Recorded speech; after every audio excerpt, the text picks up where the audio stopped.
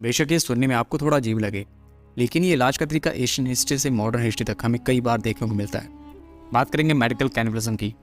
Cannibalism की बात करें तो ये टर्म उनके लिए यूज़ किया जाता है जो इंसानी मांस का सेवन करते हैं, और मेडिकल जैसे कि नाम से ही जाहिर है इंसानी मांस का इस्तेमाल मेडिकल पर्पस के लिए किया जाता होगा। मेडिकल कैनिबलिज्म मरे या जीवित व्यक्ति के मांस, खून, इवन मानव हड्डियों का उपयोग किसी रोग के इलाज के लिए करना होता था। मोस्टली जो उसमें के डॉक्टर का ये मानना था कि अगर मानव शरीर खुद को ठीक करने में सक्षम है तो ये दूसरे मानव शरीर को भी ठीक करने में सक्षम हो सकता है। और यही बिलीव हमें प्राचीन इजिप्ट, मेसोपोटामिया, करीब चीन के लोगों के विचारों में देखने को मिलता था।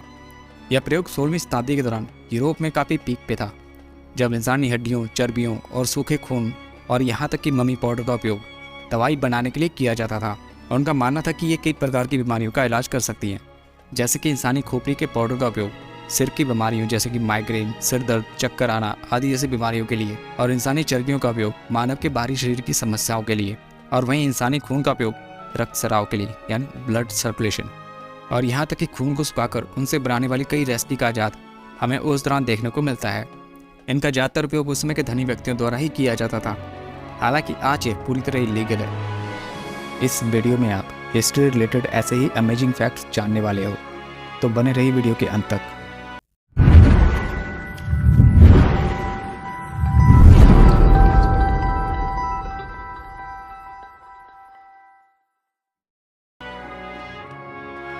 हेलेन ऑफ ट्रॉय ग्रीक पौराणिक कथाओं की एक इम्पॉर्टेंट पात्र थी। कुछ पौराणिक कथाओं के अनुसार कहा जाता है कि वह अपने समय की दुनिया की सबसे खूबसूरत महिला थी, जिनकी सुंदरता ने हजारों जहाज़ों को आमंत्रित किया और एक हंसते खेलते शहर का पतन हुआ।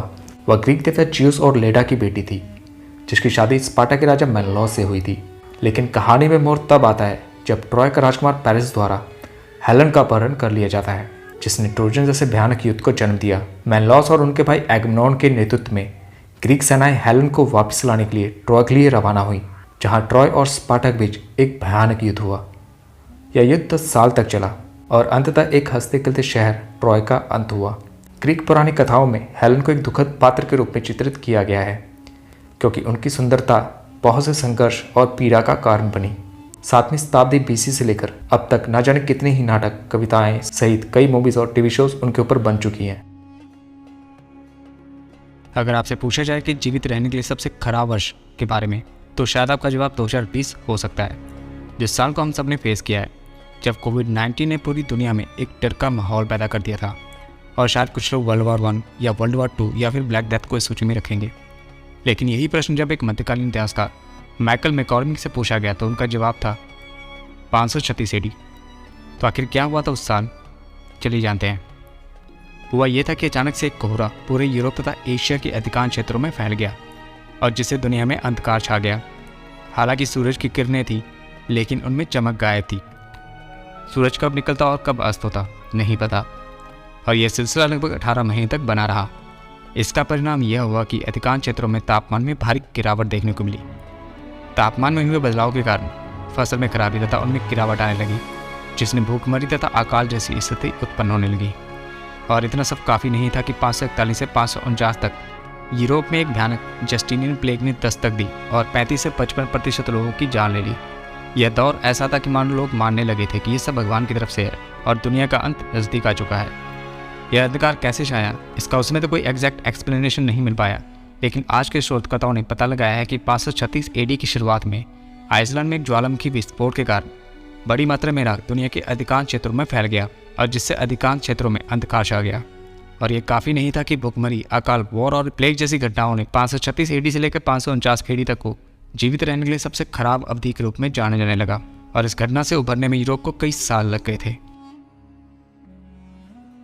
बात करेंगे सिसिमेनेस की, जो कि प्राचीन फारस का एक जज था, जिनका विशेष रूप से ग्रीक इतिहासकार हेरोडोटस ने उल्लेख किया है। कहानी आज से लगभग 2500 साल पहले 6वीं शताब्दी ईसा पूर्व की है, जब उस दौरान फारस में राजा कैम्बिसेस II का शासन था। सिसिमेनेस उनके दरबार में एक जज के रूप में कार्यरत थे। हेरोडोटस के अनुसार एक बार सिसिमेनेस ने एक रिश्वत लेकर फैसला गलत दे दिया। जब यह बात राजा कैम्बिसेस को पता चली तो उसने उदाहरण स्थापित करने के लिए अजीब तरीके से उसे दंडित करने का फैसला किया। ट्रायल के दौरान सिसिमेनेस पर रिश्वत लेकर गलत निर्णय देने का आरोप लगाया गया। जहां उसे दोषी पाया गया और सजा के तौर पे उसकी त्वचा को उसके जीवित रहते ही उसके शरीर से काटकर अलग कर दिए जाने का आदेश दिया और फरमान सुनाया गया कि जज की उतारी गई खाल से ही नए जज की कुर्सी की गद्दी बनाई जाए। कैम्बिसेस ने सिसिमिनस के बेटे ओटेंस को एक नए जज के रूप में नियुक्त किया और जहां उसे अपने पिता की खाल की गद्दी से बने जज की कुर्सी पर ही बैठकर उसे हर फैसला देना था। हालांकि राजा का ऐसा करने के पीछे एक मकसद छुपा था। उनका मानना था कि जब जज का बेटा अपने ही पिता की खाल से बनी कुर्सी पर बैठेगा तो उसे हर वक्त ये एहसास होगा कि रिश्वतखोरी और भ्रष्टाचार की सज़ा क्या होती है और ये डर उसे हमेशा ईमानदार बने रहने के लिए मजबूर करेगा।